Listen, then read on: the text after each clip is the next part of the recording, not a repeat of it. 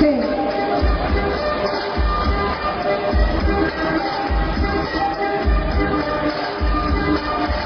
Yeah. An angel or one, aiming for a drug-free society.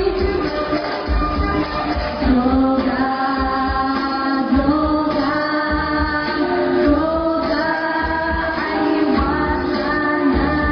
Ano pa? Iwasan nyo na ang droga sa inyong katawan. Ang dulot na yan ang masama. Wala kang mapapalang ipagpatuloy mo yan. Sakit sa katawan iyong mararanasan. Hindi nagdaan ang masamang epekto. Pag-go mo, drug you, inabuso.